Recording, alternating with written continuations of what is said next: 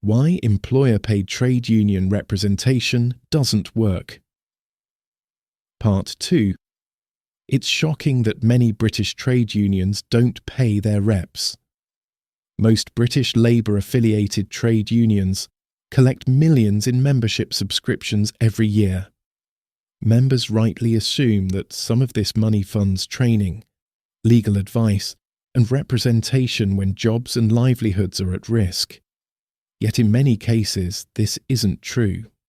Instead of employing independent trade union reps, like those in the Workers of England Union, WEU, they rely on lay reps, unpaid volunteers juggling heavy caseloads in their own time. Facility time, employer-paid release from work, used as a substitute for proper union funding. Restricted legal support, access to professional advice rationed, delayed, or dependent on head office approval. So why don't these British Labour-affiliated trade unions pay their own reps? The Workers of England Union explains why not. 1. Historical habits and institutional inertia. For decades, British trade unions have relied on volunteer lay reps drawn from the shop floor. Once a symbol of solidarity and direct democracy, this tradition has quietly become a cost-saving measure. Many trade unions still operate as if it were 1975, relying on unpaid or employer-paid reps to perform work that now demands professional advocacy. Meanwhile, employers have modernised, investing in HR departments, lawyers and consultants. The balance of power has shifted, but trade union funding for representation has not. The WEU rejects this outdated approach. We regularly meet HR teams who misquote employment law or try to intimidate workers. Our paid and trained reps know how to challenge such tactics. What chance does an undertrained employer-paid rep have? 2. Facility time has become a crutch. Facility time was designed as a supplement to trade union resources, not a substitute. Yet many trade unions now rely on employers to pay for their reps' time. This dependence on employer goodwill means that if management cuts or restricts facility time, a trade union's ability to represent its members collapses overnight.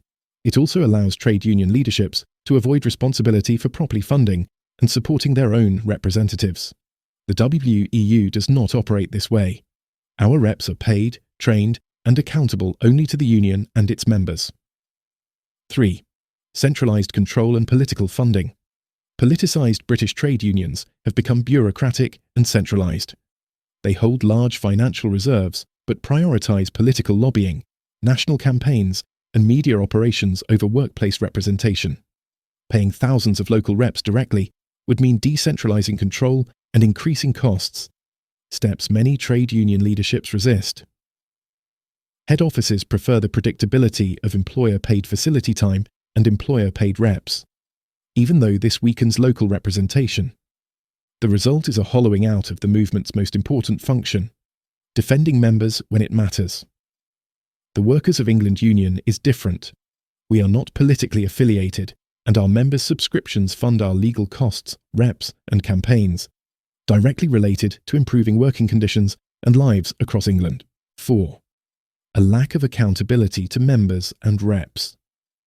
Expecting employer-paid reps to handle complex disciplinary or grievance cases against professional HR teams is indefensible.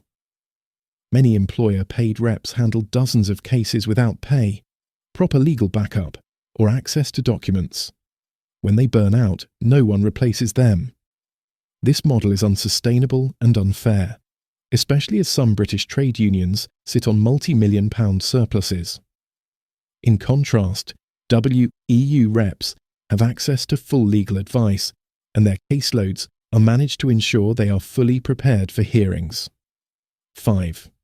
Too interested in political funding. Representation shouldn't depend on who your employer is or how generous their facility time policy might be. But that's exactly what happens when trade unions rely on employer-paid reps. In workplaces with hostile management, reps often get no paid time at all.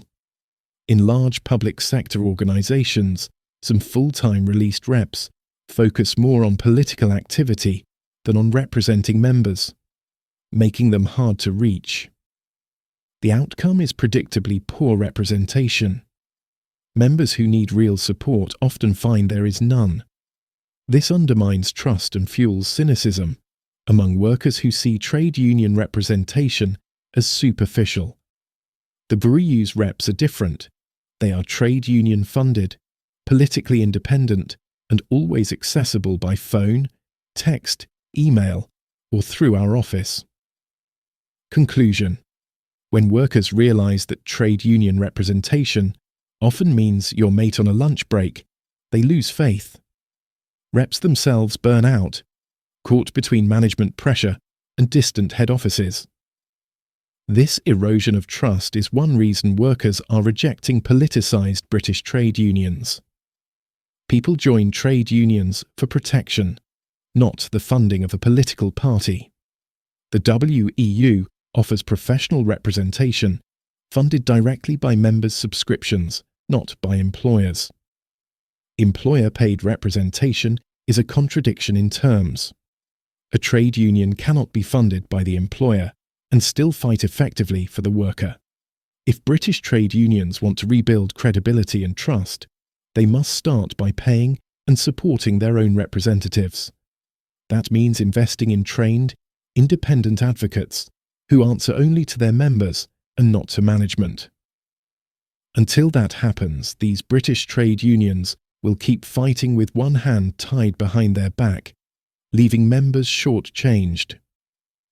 The Workers of England Union stands apart.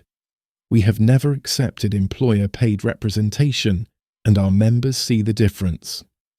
Independent, professional, and accountable support that always puts workers first.